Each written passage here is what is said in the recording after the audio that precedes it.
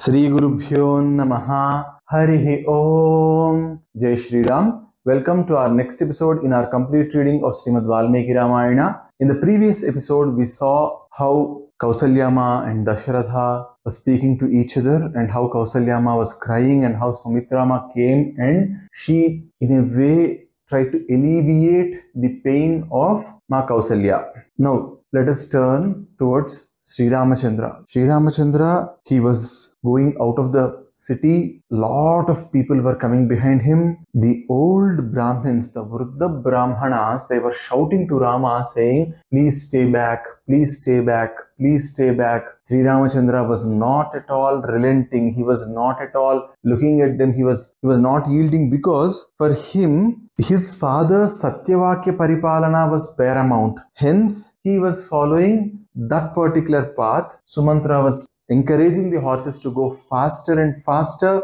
The chariot was going in a very quick way. It seemed as if the entire men of Ayodhya were running behind the chariot. Of all those, the Vruddha Brahmanas come first and the older Brahmanas, they try to reach out to the charioteer and they keep saying to him, stop, we want Sri Ramachandra to stop, please stop. But Sri Ramachandra will not let even Sumantra pay heed to them, and the Brahmanas will start telling a lot of things here. They'll say, we have done Vajpayee Yaga, we have done that Yaga, we have done this Yajna. Because of all of that, our minds are totally engulfed with Yajnas, Yagas, how to get Punya, how to clear the cycle of births and deaths. We are completely into it. But O Sri Ramachandra, today our mind is coming with you to Vanavasa. Please come back. We really can't go back to our homes without you. We can't imagine an Ayodhya without you. You have made us so happy. And if you are leaving, we just can't take it. We are not able to tolerate this. Oh Sri Ramachandra, please come back. Oh Sri Ramachandra, please come back. This is how they keep shouting. As I told you before, Sri Ramachandra is not yielding to this. At the same time, Sri Ramachandra ensures that even Sumantra does not stop the chariot. At this particular point of time, those Brahmanas, it's a very, very lengthy conversation. I've abridged it for you. At this point of time, these Brahmanas, they look at the horses and say, we know that the horses too can listen. So we are requesting you, horses. We are Brahmanas. We did a lot of tapasya and we are requesting you, please stop. At this particular point of time, Sri Ramachandra looks at the horses and the horses also now start having two things in their mind. At that particular point of time, Sri Ramachandra gets down from the chariot and he starts walking. And as Sri Ramachandra begins to walk, in a few minutes, Sri Ramachandra reaches the river Tamasa. That's where he rests for that evening. All these Brahmanas, all the people of Ayodhya, all of them come. They again keep requesting him to come back. He looks at all of them. He does not change his decision. And in the evening, they all perform their Sandhya Vandanas. And Sumantra goes, he performs his Sandhya Vandana. He comes back and then he makes the bed for Sri Ramachandra, Sitama and Lakshmana. And then Sri Ramachandra says, I am able to see a lot of food available here, but I am not going to take all that. I am just going to drink water and sleep for this night. Lakshmana and Sita follow it and they sleep there. And when they are sleeping, Sri Ramachandra says to Lakshmana, you have done a good thing by coming, because if we have to protect Sita, it's always better that there are two people because it will help each other. That night, Lakshmana won't sleep. Sitama and Sri Ramachandra would sleep. Lakshmana then talks about Sri Rama's good qualities with Sumantra, and before they know it, the night is over.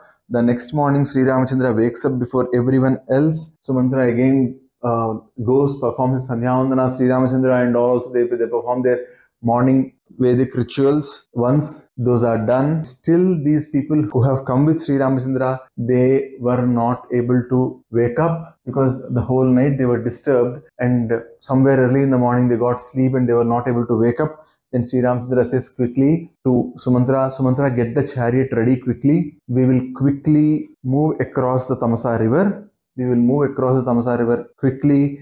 so that we can leave these people here and go, because if they are there, entering the forest will become very difficult with so many people. Sumantra obeys the order and they cross the Tamasa river, and once they cross the Tamasa river on the chariot, Sri Ramachandra says, take the chariot towards the north for some distance, and from there quickly turn back and go in the opposite direction. Then these people who are coming, they would see that the chariot's marks on the wet sand are leading towards north.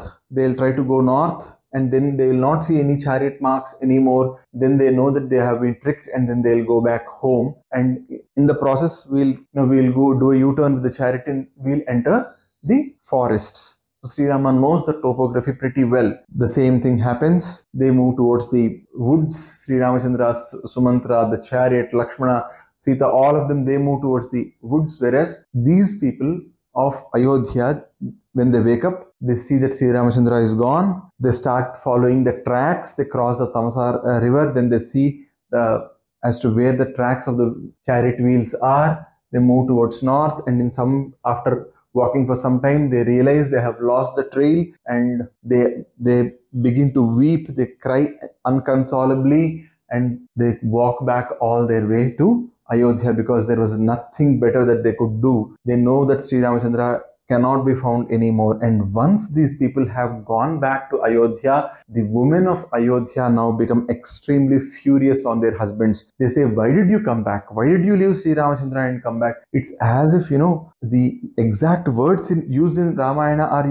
whenever you see a person, a mahout who is handling an elephant, right, he'll have a stick that's called Ankusha, with which the entire elephant is controlled. And with Ankusha, they create some pain for the elephant. So the women started talking in verses that were harming the men, that were pricking them. The woman will say, why did you come back? Why were you not able to do this one job correctly? Why did you leave Sri Ramachandra? Do you think without Sri Ramachandra we'll be able to live? Some women started crying as if their own son was sent to the woods. Some women started crying as if their brothers went to the woods. So the women, they started abusing their husbands. They started insulting Kaikeyi. They said this Kaikeyi is the root cause of all this misery. And then they say that why should we live here? Why can't we all go to the forests? Why did you leave the trail of Sri Ramachandra? Why did you come back here? Was this expected out of you? You ate your food properly, right? Why are you not doing this? They closed down all the shops. No house was playing music that night. Everybody was extremely sad, and they start crying. The Brahmanas were not able to do their Agnihotras. They say to their menfolk, your punya has come down. You all have come into miseries. You all take some poison, mix it in some liquid and drink. Or you go back to Sri Ramachandra and get him here. Or you disappear from the face of the earth. We are not able to bear this separation from Sri Ramachandra. He should be our ruler. This way they keep crying. And somehow that day completed. It was night. They say, right, Kala Purusha, he won't stop for anyone. So the day was over. It became night again. And the people of Ayodhya, somehow they saw a way out of that misery, and they were able to sleep. Now, what was Sri Ramachandra doing? Well, that we will see in our next episode. Sarve bhavantu sukhinah, sarve santu niramayaha, sarve bhadrani pasyantu, ma kaschid dukkha bhag bhaved. Om Sarvam Satvi Sasam Rahasram Jarana Arvinda Arpanamastu. Swasti. Jai Shri Ram.